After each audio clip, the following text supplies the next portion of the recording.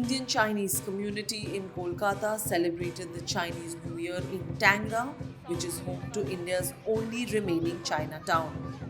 Usually, what is a week long carnival was reduced to a 2-day food festival due to the pandemic. There are about 2,300 Indian Chinese still living in Kolkata, but the numbers are fast reducing. Over the years, many Indian Chinese have migrated to countries like Canada, Australia, United States, Singapore, and Taiwan. Those with families still living in Kolkata often return home for the New Year's. This time, that did not happen. Some of the first few cases of COVID-19 in Kolkata were detected in Tangra. The tracking of these cases traced back to visitors who returned to Kolkata to celebrate the Chinese New Year last year. The coronavirus scare affected Chinese-run businesses and restaurants in Tangra as the demand for Chinese food declined. Jimmy Low is a fourth-generation Indian Chinese. His great-grandfather moved to Kolkata in the early 1900s. His family's long-run tannery factory in Tangra shut down when the anti-pollution laws came into effect. Jimmy converted his factory in Tangra into a restaurant. Ming Garden is barely breaking even. Restaurant also face problem now because of lot of competition also, and especially last few years because of delivery, we also face this problem. Even nowadays people mostly especially the pandemic now, and people are afraid of going to dining restaurant. I think after pandemic business will improve. But Jimmy and other members of the community face bigger problems since many tanneries, factories, and workshops in Tangra were shut down due to pollution breaches more than a decade ago. Many Indian Chinese allege instances of illegal land grabbing by private players and even government-backed entities. Nowadays in Tangra area it's very dangerous, because a lot of promoter land scrap is targeting us.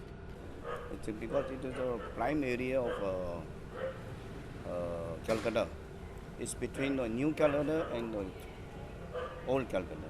So the land is become very prime for the promoter. Because of a lot of challenges and no clear picture, no transparency in this relocation. So people, because this is also not a big business, it's all family business. Most people can't afford to relocate, so they have to have to take what the future will be. They won't have to have bright future, so they mostly migrate to Canada, Taiwan, wherever they can migrate. Instances of racial discrimination and slurs being hurled at members of the community is not uncommon. Musician Francis Lee Lepcha performed at this year's cultural event. Last year, he visited Puri with his family. His family was denied check-in into a hotel when other guests raised objections. People called him the coronavirus. When he got back to Kolkata, he printed a t-shirt that read in Bengali, "I am not the coronavirus. I was born in Kolkata and I've never even been to China."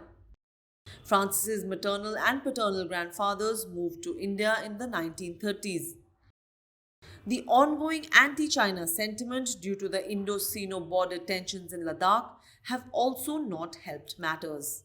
We are scared of this tension because otherwise,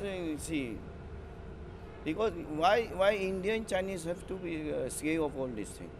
Because 1962 we have faced this problem. Even my mother, my parents has been arrested and put in a detention in Rajasthan for 6 years without any reason, without any proof that they are spy.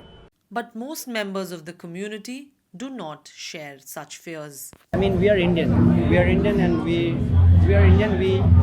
We think Indian and we love Indian food. I have lived 4 decades myself over here. I mean, and people know us all around. The whole community, the Indian community, Chinese community, Bengali community is surrounded and Muslim community. I think that is not an issue at all for us. We are born and brought up here. We are just a kid. Parents will do what they will do, they will do. Between Indian government and Chinese government, what they will do for, but not we are going to do anything. Monica Liu is a first-generation Indian Chinese in Kolkata. Her parents were Chinese who made Kolkata their home before the independence. Since the 90s, Monica has started 6 restaurants, including the famous Beijing, Kimling, and Mandarin restaurants in the city. Monica believes that the Indian Chinese community has been neglected by governments, both past and present. Today, if I ask the government that please do something, that the road is bad. Of course, they are small land, but no one cares to take care of us. So I think it's useless to talk about it. Whenever the government comes, we don't mind because all the government are same.